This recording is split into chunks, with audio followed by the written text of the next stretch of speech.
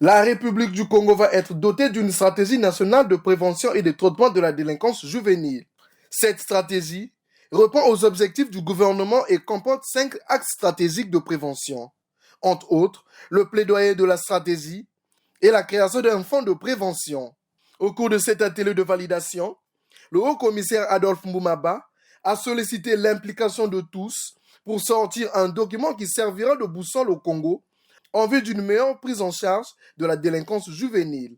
Soucieux de placer la jeunesse au cœur des préoccupations des politiques publiques en matière de développement, conformément aux orientations du Plan national de développement PND 2022-2026, le gouvernement, sous l'impulsion de son Excellence Denis Sassou Nguesso, président de la République, a résolu d'instituer par décret 2021-487 du 5 novembre 2021 une structure chargée d'aborder de fond en comble cette question hautement sensible, à savoir le Haut Commissariat à la justice restaurative, à la prévention et au traitement de la délinquance juvénile.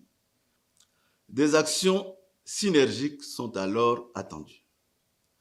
Alors il nous appartient tous, en toute sérénité et animés par la fibre patriotique, d'approfondir la réflexion pour ne pas nous laisser subjuguer par ce phénomène très nocif. Et pour ce faire, nous pourrions, toutes les parties confondues, avec beaucoup d'imagination, d'humanisme, de sagesse, d'intelligence et de professionnalisme adossé à une technicité et une volonté politique avérée, défier sans nul doute ce phénomène et ainsi pouvoir proposer des solutions alternatives à la violence qui gangrène une bonne frange de notre jeunesse. La délinquance juvénile devenue un fléau des sociétés.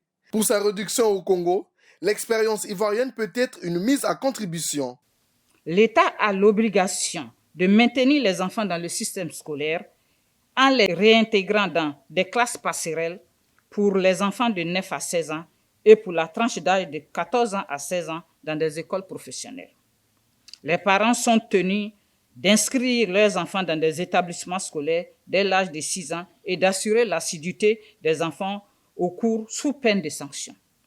Le parent qui viole l'obligation de scolarisation est puni d'une peine d'emprisonnement de 2 à 6 mois et une amende allant de 50 000 à 500 000 francs CFA selon le cas. Ne dit-on pas, dis-moi quelle jeunesse tu as et je te dirai quelle nation tu auras.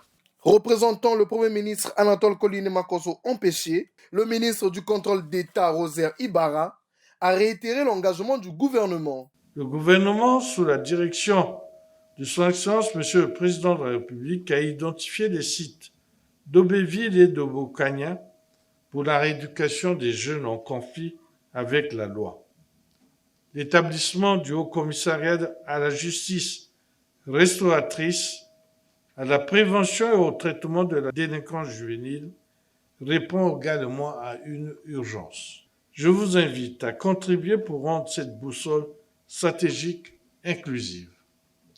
Au nom de Monsieur le Premier ministre, chef du gouvernement, j'annonce l'ouverture des travaux de l'atelier de validation de la stratégie nationale de prévention et de traitement de la délinquance juvénile. À noter que la mise en œuvre de la stratégie nationale de prévention et de traitement de la délinquance juvénile en projet s'appuie sur le développement du projet de loi portant institution de la justice restaurative au Congo et la loi numéro 4-2010 du 14 janvier 2010 portant protection de l'enfant.